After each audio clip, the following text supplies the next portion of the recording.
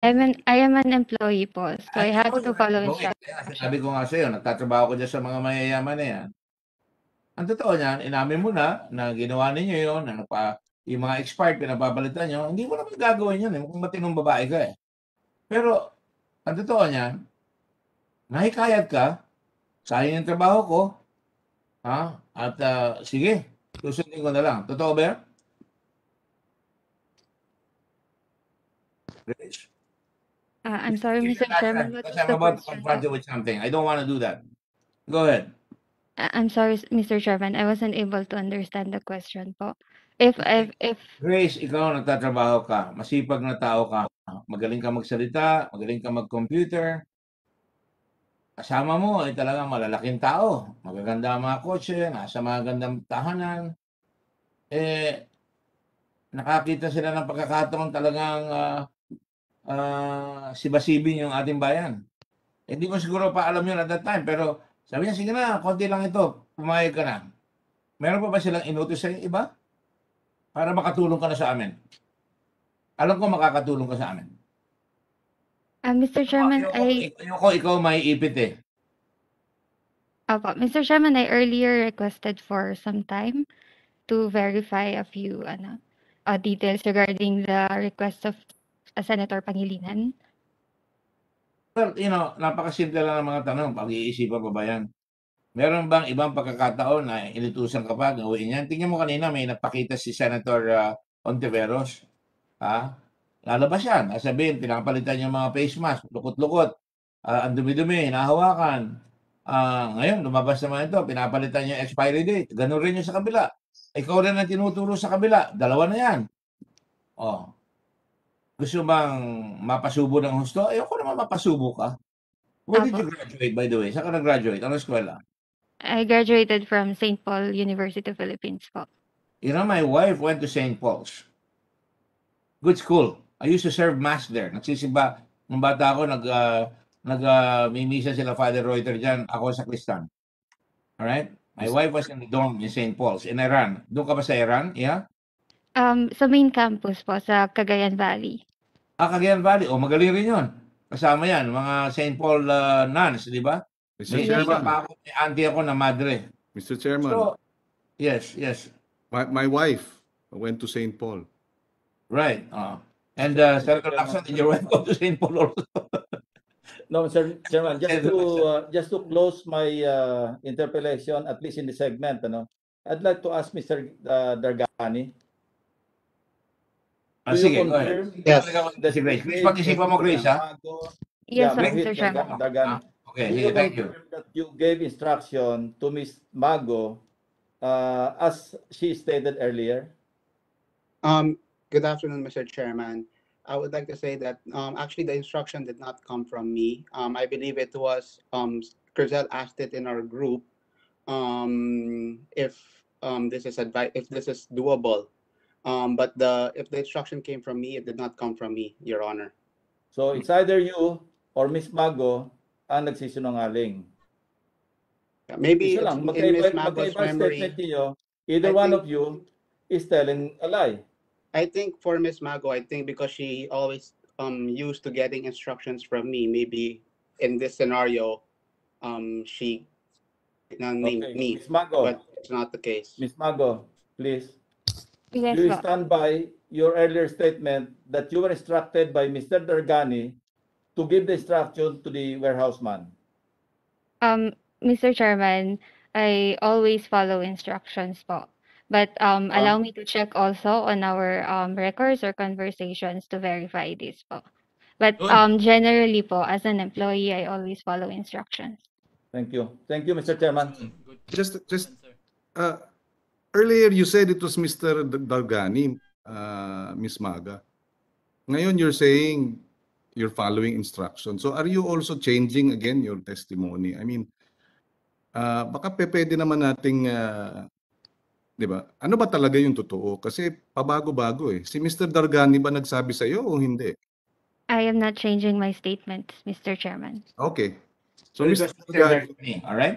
Yes, Mr. Dargani is, Mr. Chairman, the good lady here has made an admission against interest, and under jurisprudence, as we lawyers are familiar, admission against interest carries a lot of weight. That's correct. And Mr. Gargani, on the other hand, is making a general denial. And we all also know as lawyers that a general denial is very, Very weak. very weak. Perhaps, Mr. Dargani, you can rethink your answer, because that is, I again, hope you realize, Mr. Bergani, that you are in deep water already. And I Yes, Your Honor. you will cooperate because you cannot lie your way out already. I would suggest that you tell the truth already. And I'm not trying to sweet talk you. It is very important at this point in time. Whatever you said under oath will be taken by another, and this time in a court of law, in a criminal proceeding. Yes, Your Honor. Like what I said, the instructions did not come from me. I know that I'm under the oath, and I'm speaking the truth here, Your Honor, that no instructions came from me. On 2 occasions, your name has been brought up, one in the warehouse, and now this one. Okay, it's up to you. All right. I think, as mentioned also by that witness who we don't even know, and we're willing to face head on. He did not. He only mentioned that we only saw him, or he saw me only once. I don't even know who he is. Don't worry, we will present that witness, right, Mr. Senator Chairman. Ontiveros? We will present that witness. Don't worry. Yes. Yeah, Mr. Chairman, just a quick manifestation on the point raised by Mr. Dargani. Excuse me, Mr. Dargani, but your employee already admitted to doing it, to instructing it. So you're trying to question the testimony earlier or the manifestation earlier of that witness, when in fact your employee already admitted to it. So I'm sorry, you're trying to mislead us into believing. No, what I'm trying or to say something is else. I did not give that instruction, and neither do I know that warehouse employee, because I only went into the That's not warehouse. matter, Mr. Senator Dargani, does not matter. I think we can go to other points because you have already proven Yes, that sorry, Mr. you Chairman, have, thank you you have a very much. material witness, as you say, carries a lot of weight. She has less in life than Mr. Dargani, and she's an employee and she followed orders, and that is what she has referred to Mr. Dargani. Mr. Dargani thinks that because of his immense influence and wealth, she can overcome this. It's up to him. Why should we keep asking him if he wants to lie? Let him lie. He will have to pay for it later. All right? Now, going back again, I would like to go back to Krizle because gusto ko make a clean breast of it because I'm about to ask you a question. It's a very, very important question at this point. If I ask you a question, will you tell me the truth, Krizle? Yes po, Mr. Chairman. You promise? Yes po, Mr. Chairman. All right, I will ask you a simple question. Are you familiar with business beyond limits? I did not want to ask you this question, but I will now have to ask you this question. Business beyond limits. I am familiar, Mr. Chairman. Why are you familiar with this corporation? As a matter of fact, Mr. Chairman, I am the one of the nominees of the company. And that nominee was used as a joint venture with Farmali, right? Yes, Mr. Chairman, that's correct. And they made you, this company, bid again, right? That's correct, Mr. Chairman. And you won a bid in the amount of 37,870,000. Is that correct? That's correct, Mr. Chairman. Now that shows to me that you're part and parcel of this gang of thieves, which has been bilking the country. Ito yung sinasabi ni President Duterte, and I quote him, sinisip-sip nyo yung dugo ng tao. Yung pinaghirapan ng tao, sinisip-sip nila. Quote unquote, Attorney Duterte.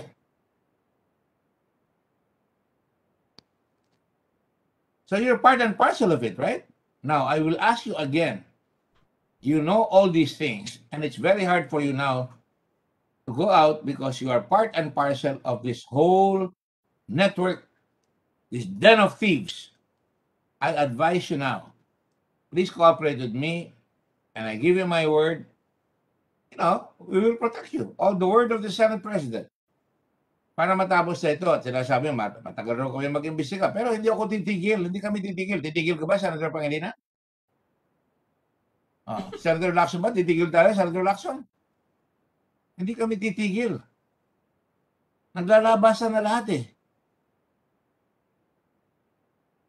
Krizle, please, you told me, you promised me, and I believe you. And you just answered the truth. Kasama ka sa isang korporasyon, nabighani ka ngayon. Member ka ng isang korporasyon, nakakuha kayo ng 37 million, hindi pa kita tinatanong doon sa presyo ng binili nyo.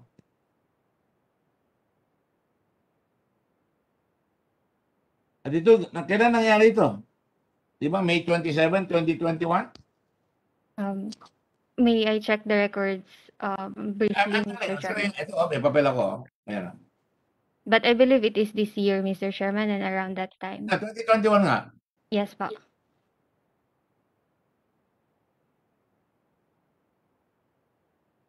So, ayoko sabihin, nakisawsaw ka na rin. O kaya nabighani ka para hindi ka nila, para sigurado kang hindi ka tatalon sa kanila, sinama ka nila sa negosyo. In other words, they try to make your hands dirty. Ayan, no? Panay Fort Bonifacio, Victoria Tower. Hindi ba yung Victoria Tower? Yan nakatira, yan yung opisina nila nila Dargani, ng itong korporasyon ninyo? Mr. Chairman, the address of Formally is at Tower B, Fort Victoria. Tabi-tabi lang kayo, tatawid lang kayo. Mr. Chairman, may I make a statement regarding my involvement with Business Beyond Limits? So, the truth is, I was appointed. I was how do I say this? I was nilagay ako dyan for convenience, Mr. Chairman. So ginagamit ka nila? And if you yes or no? Sa tingin mo, ginagamit ka lang nila yung pangalan mo? For convenience, Mr. Chairman, I believe so. For convenience. Para magamit yung pangalan mo, para makasawsaw pa sila sa marami pang nanakawin. Tama? I cannot answer regarding the nanakawin na word, Mr. Chairman. Well, para makahuthut pa sila. I am going to be tired of this and I will get back to you in spades. Because nakikita ko na talagang marami ka pang nalalaman. Kung ayaw mo mag-cooperate, then you will be part and parcel of this conspiracy to defraud the government. The government was already swindled. I am willing to cooperate, Mr. Chairman. Go ahead, yeah. As mentioned earlier, Mr. Chairman, I was placed as a nominee of the corporation, one-person corporation, for convenience, since they also needed my advice and expertise when it comes to different services. You know, I'd like to help you, really. In my heart of hearts, I'd like to help you. Mr. Chairman, Yes, yes, sir. may I know from Ms. Mago what she means by for convenience? Ano po ibig nyo sabihin ng for convenience? Tagalogin nyo nga yung intindi ko dyan sa bakit kayo nilagay doon. Apo. Yeah, Your Honor, Mr. Chairman, as earlier mentioned, it was for technical expertise for the services po. Like, for example, for the bidding, government bidding po. May technical expertise ka. And experience po with government bidding. Bakit? Saan ka galing dati? Actually, Mr. Chairman, it was only based on the projects that we got from 2020 as well as additional learnings from different resources po. So, ikaw yung ginagamit nila Galing siya sa salita kasi. doon sa mga pag-ugnayan sa mga bidding, pang gano'n. Preparation of the bidding documents po in particular, Mr. Chairman. Preparations of the bidding. So, alam mo, so sumusunod ka sa mga inuutos sa'yo. That is correct po, Mr. Chairman. So, Maliwanag yun, ang tinatanong kasi nila Senator Gordon, at saka ni Senator Pangilinan is yung mga, ang importante lang kasi naman yung mga nag-uutos sa'yo at ano inuutos. So yun lang ang linawin mo sa kanila at siguradong magkakaayos na tayo ng impormasyon. Okay, Yes po, thank you, Your Honor. Senator. Thank you, Mr. Chairman.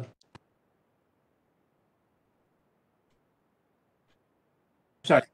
Grace, who placed you there as nominee?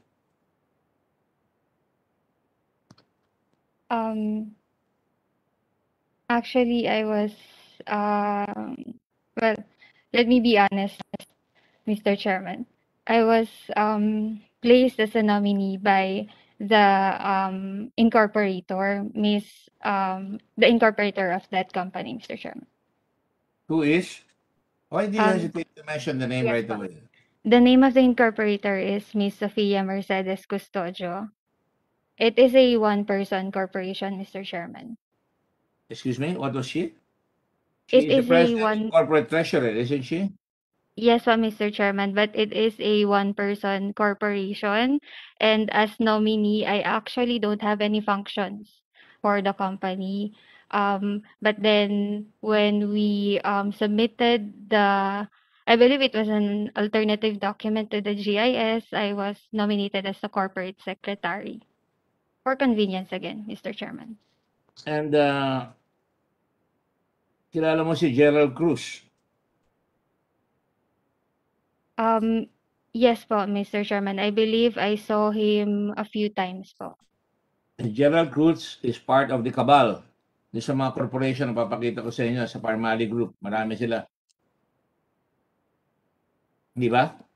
Mr. Chairman, with regards to the transactions of Business Beyond Limits, I have never transacted with Mr. Gerald Cruz. I That's, only know of he's Mr. part of the board. Sofia. In fact, he is the chief financial officer. And it says here, you are the corporate secretary, aren't you? For Business Beyond Limits, yes po, Mr. Chairman. Excuse me? Um, um, I was elected as the corporate secretary for Business Beyond Limits OPC. Yeah, you were elected. Pumayag ka. You didn't say no.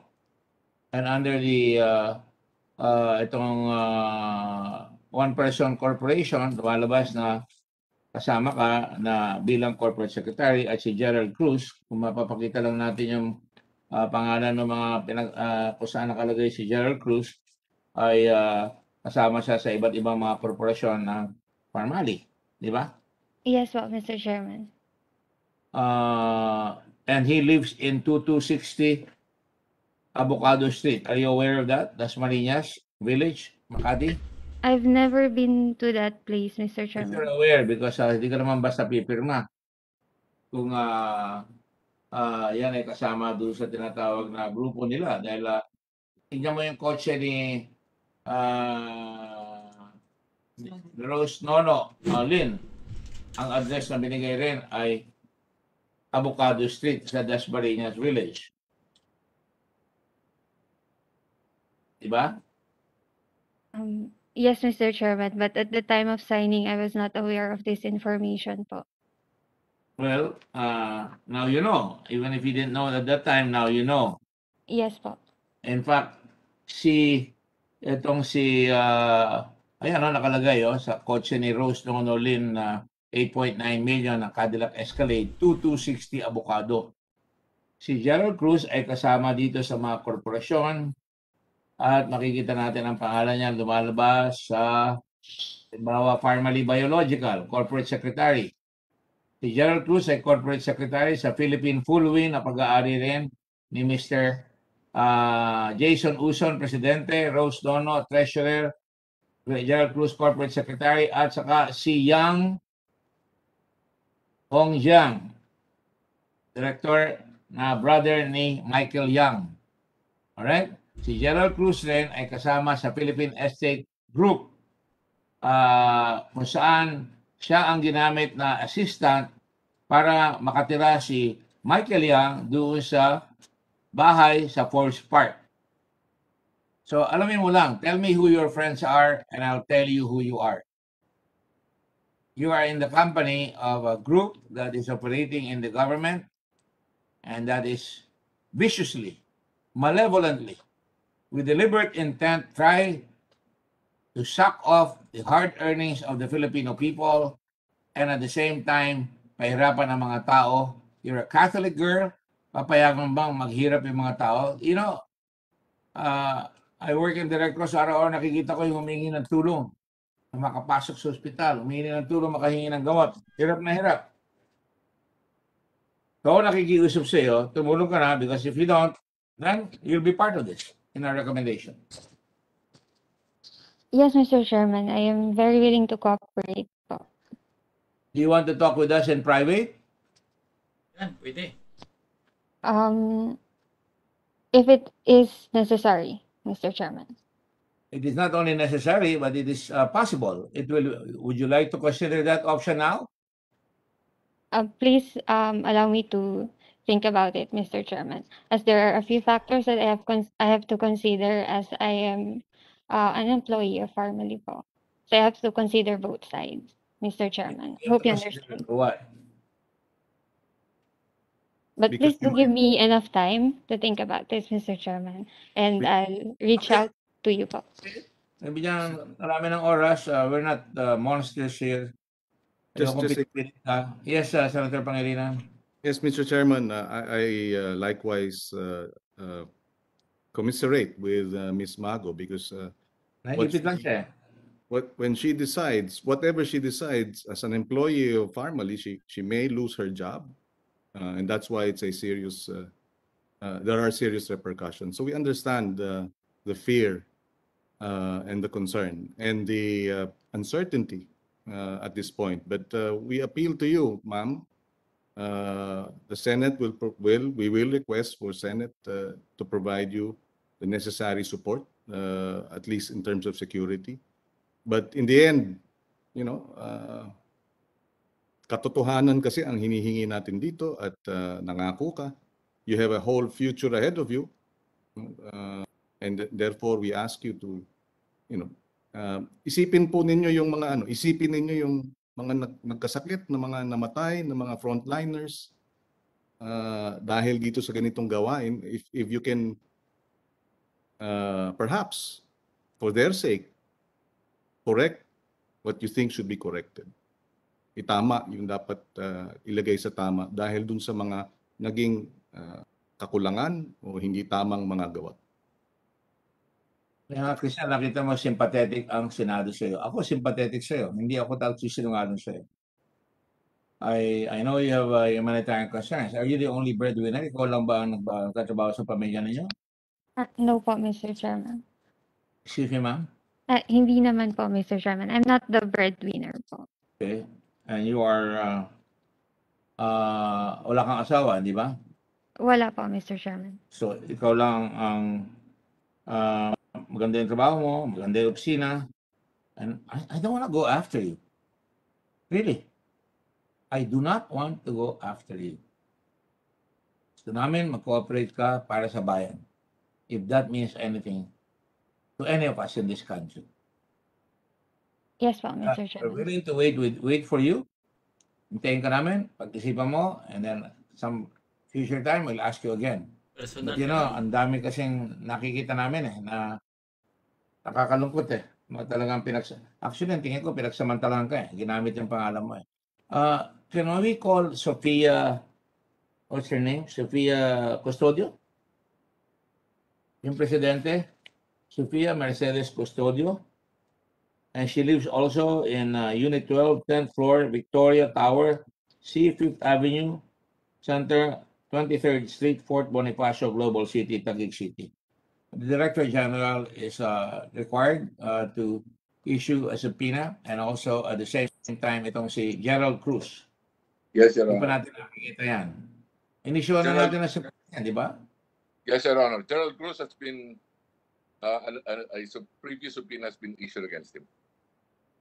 You know, Mr. President, addressing the Senate President, as we talked about it, we like this lady. She's well-bred. Nag-aaral siya sa St. Paul's. Among magsalita,